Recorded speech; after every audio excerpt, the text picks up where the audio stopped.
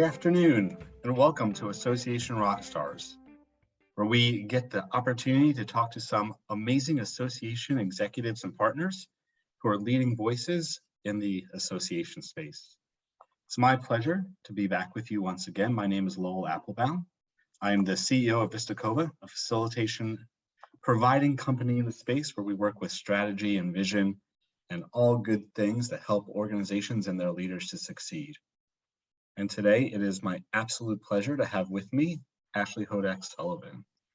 Ashley has a long tenured history of experience and volunteer management in the space.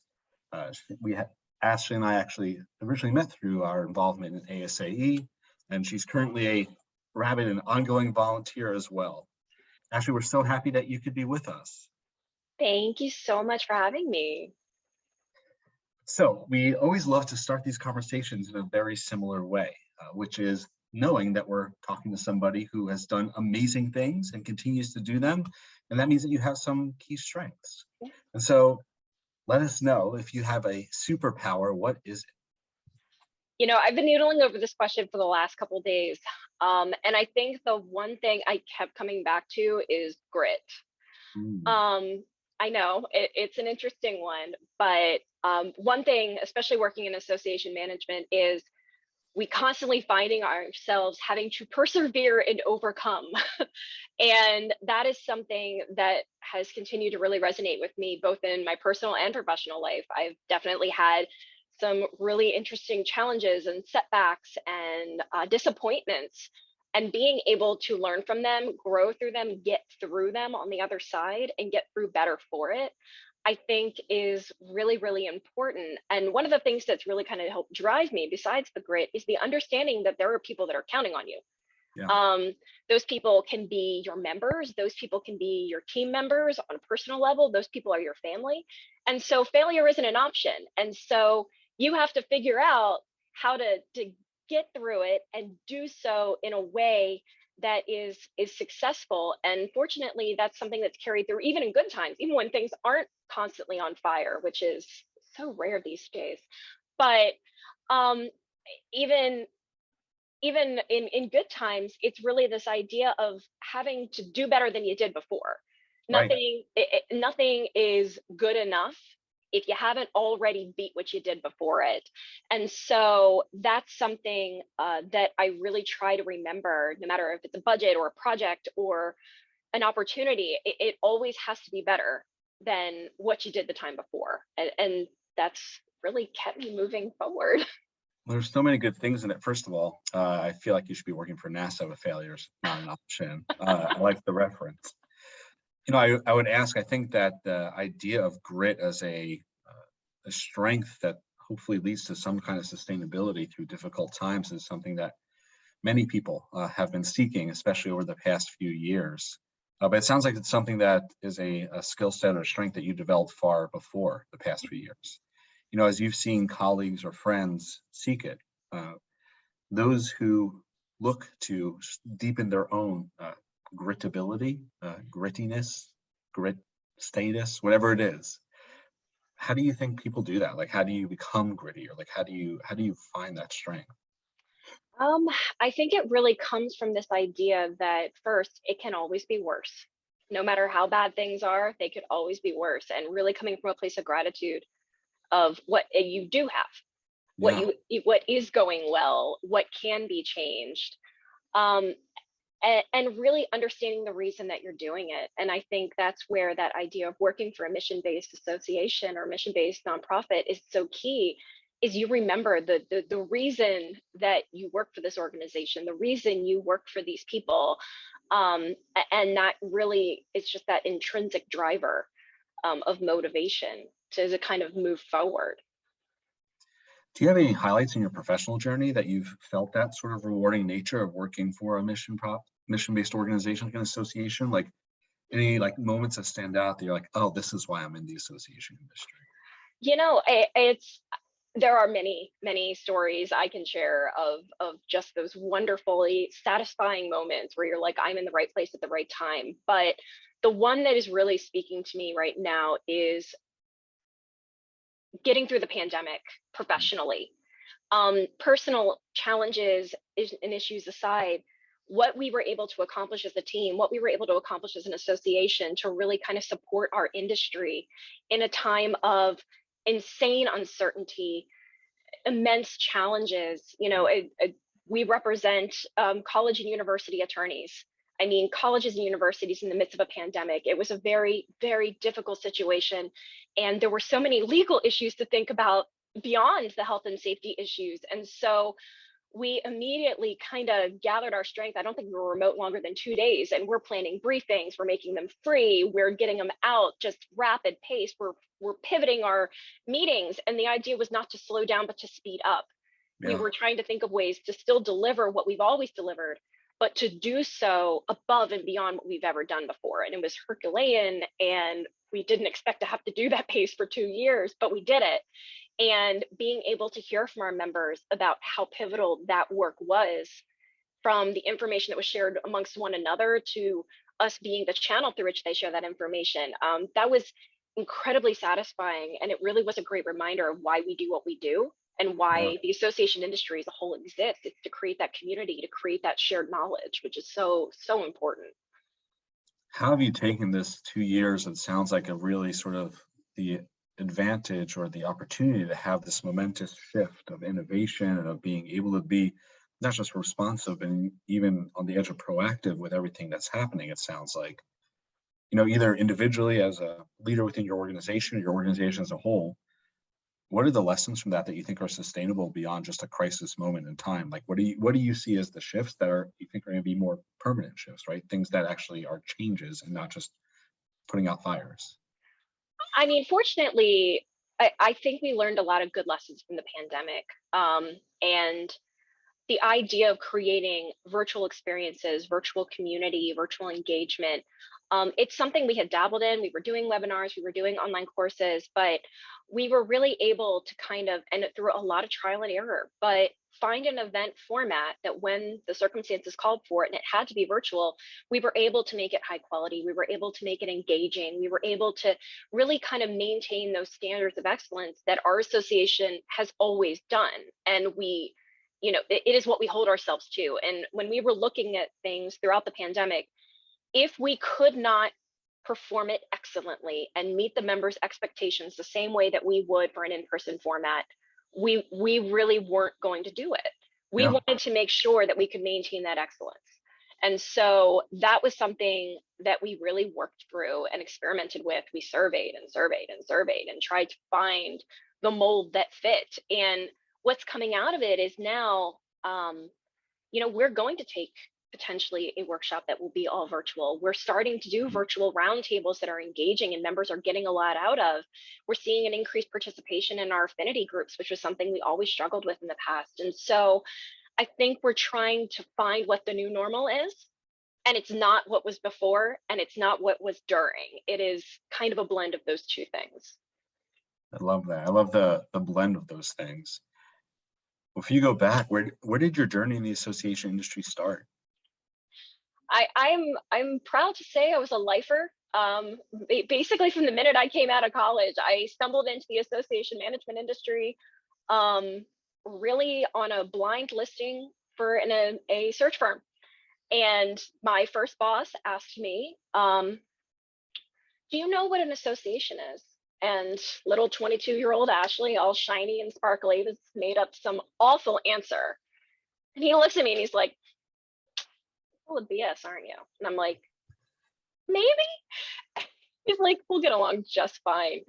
And he really was my first mentor in the industry. He saw that I had a lot of interest and a lot of passion in it, and he kind of pulled me into the fold and taught me the ropes. I helped write my first strategic plan when I was 24. I was working in major board governance issues. I was starting to learn the ropes of finance. He taught me my first important association lesson, which is if you want to succeed, know where the money goes, which has served me very well ever since, considering I now am responsible for over half our operating budget. It's served me well. But really from that moment, I was in love with it. I loved what I did. And then he opened this whole other world to me and said, I think you need to go to ASAE. And so he got me a membership. He took me to my first annual conference, which was Los Angeles in 2009, which was an impressive one to be your first meeting. Yeah. But I met this group of people who were just as passionate and fascinating and worked for all these industries and knew all these things. And I was like, these are my people. This is Yeah. where I want to be. And so really the rest is kind of history. I've always loved the industry. I've worked for a bunch of different associations in several different roles, and it's just kind of been my home. And I don't intend to go anywhere anytime soon. It's just how it is now. No, I mean, I remember I think at the volunteer reception, maybe back in St. Louis where we first met. Uh, but you've always been a perennial volunteer within ASE as well. I think even right now, right? Yeah. You're chair of the member. Vice chair of the Membership Professional Advisory Council. Always a good name and acronym for everything. Right? Impact. Impact. So talk to me a little bit about like volunteering, like Sure. in terms of like your professional journey. How has it helped you, or why do you like doing it, or what advice would you have about it? Absolutely. I think as professionals who are working for membership associations who count on volunteers for our work day in and day out, I think it's important to be able to get into the mind of those volunteers and kind of understand what it feels like to sit on the other side of the table. And it has at times been a very humbling experience. And I did it at a very young professional age because I wanted to learn more. I wanted to grow my network. I wasn't based in DC at the time. I was based in Columbia. And so, those natural networking opportunities that happen by being in a major center just weren't there for me. And so I was like, well, might as well jump in. And so I started with the Young Professionals Committee. I served with them for 3 years. I went on to the Executive Management Council for 2, had a little bit of a break when my daughter was little. And then I just recently jumped back in with the membership professionals. But even in the meantime, I've been doing micro opportunities and things like that, just as like a way to give back, because I obviously get a lot out of it through learning the volunteer experience, through building my network, through learning about different things that different associations are doing. But I also love the idea of service and being able to help an industry that has helped me. And so that's something that I've always really tried to instill in my team when I've worked with them, and really try to make sure I'm doing in my own professional career. Along that journey, being in Columbia instead of DC, so being a little more remote outside those perhaps the direct central area, some of those networking moments, something clearly everyone has experienced over the past few years, right? Is the virtual aspect of it. Any advice or thoughts you have in terms of those that are aspiring rock stars or leaders about making connections, about how you've gone about it, or where you see that it works or where it doesn't work? Sure. I definitely think it's a very intimidating prospect. Many who know me will be incredibly shocked to hear this, but inherently in a room full of people I don't know, I'm an introvert. I find it to be very overwhelming. Once I know you, I'm gregarious, I'm outgoing, I'm maybe a bit too much, but that's really difficult to be the new kid in the room. And so I always recommend trying to find organic points of entry, such as volunteering, such as participating in roundtable discussions, such as just opportunities to kind of meet people different from walking up to a group of people in the middle of a cocktail reception and being like, hi, I'm Ashley, how are you?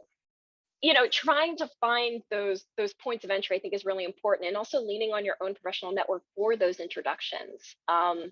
Even my staff here, we're all very well connected in the association industry and our industry of higher education. And so, counting on them to help make those introductions, letting you tag along with them, I think is also really helpful. But it takes a lot of bravery to kind of jump in and start building that from scratch. I look for similar sort of, that's why I volunteer as well. It's like as points of entry, a purpose for being there that lets you meet other people.